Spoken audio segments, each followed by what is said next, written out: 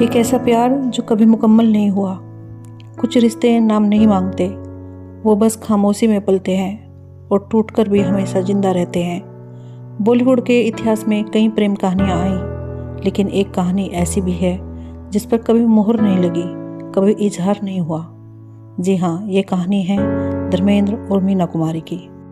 मेरा धर्म कहाँ है, मीना कुमारी ने किसी जिद्दी बच्चे की तरह सड़क पर बैठकर कहा, क्योंकि उन्हें धर्मेंद्र नजर नहीं आ रहे थे। मीना कुमारी और धर्मेंद्र के बीच का रिश्ता बहुत स्पेशल था। पूर्णिमा 1965 वो पहली फिल्म थी जो धर्मेंद्र और मीना कुमारी की जोड़ी ने सबसे पहले साइन की थी। हालांकि इस जोड़ी की पहली रिलीज्ड फिल्म थी मैं भी लड़की हूँ, जो साल 1964 में रिलीज हुई थी। धर्मेंद्र ने जब पूर्णिमा साइन की थी तब उन्होंने इंडस्ट्री के अपने एक दोस्त से मीना कुमारी के बारे में बात की, उनके स्वभाव के बारे में पूछा। दरअसल मीना कुमारी उस जमाने के इंडस्ट्री की टॉप मोस्ट स्टार थी और उनके अपोजिट काम करने की मौका मिलना धर्मेंद्र के लिए उस समय बहुत बड़ी बात थी। वो काफ़ी नर्वस थे तब। धर्मेंद्र के दोस्त ने उन्हें सलाह दी कि जब तुम उनसे पहली दफ़ा मिलो तो उनके पैर छू लेना। चांदीवली स्टूडियो में धर्मेंद्र और मीना कुमारी की पहली मुलाकात हुई थी।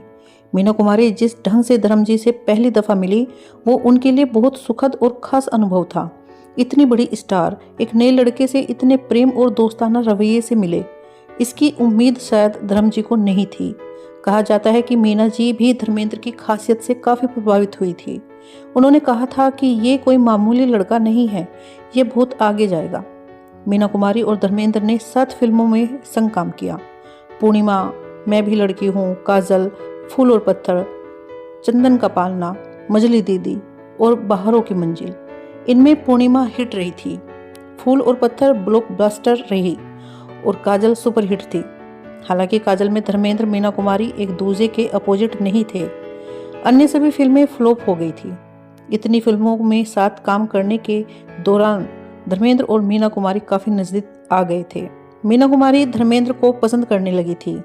कई दफ़ा ऐसे मौके आए जब फिल्मी पार्टियों में धर्मेंद्र और मीना कुमारी एक साथ शिरकत करने पहुंचे और इस दौरान दोनों एक दूसरे का हाथ भी थामे हुए नजर आते थे। इस तरह मीडिया के गॉसिप कॉलम को भी इनके बारे में लिखने के लिए खूब मसाला मिल जाता था। एक दफ़ा दिल्ली में काजल फिल्म के प्रीमियर में शिरकत करने के बाद धर्मेंद्र मुंबई वापस लौटने के लिए जब एयरपोर्ट पहुंचे तो उन्हें प्लेन में सवार नहीं होने दिया गया, और वो इसलिए क्योंकि उस वक्त धर्मेंद्र बहुत ज़्यादा नशे में थे। उस वक्त धर्मेंद्र कह रहे थे कि मुझे हर हाल में मुंबई जाना है, मीना मेरा इंतजार कर रही है। ये इंसिडेंट भी मीडिया की सुर्खियां बन गया था। धर्मेंद्र के प्रति मीना कुमारी की दीवानगी का एक किस्सा कुछ यूं भी है। एक दफ़ा धर्मेंद्र और मीना कुमारी व इनके कुछ और दोस्त पिकनिक पर गए। वापसी के समय धर्मेंद्र किसी दूसरी कार में बैठ गए। धर्मेंद्र को अपने पास ना पाकर मीना कुमारी बहुत बेचैन हो गई।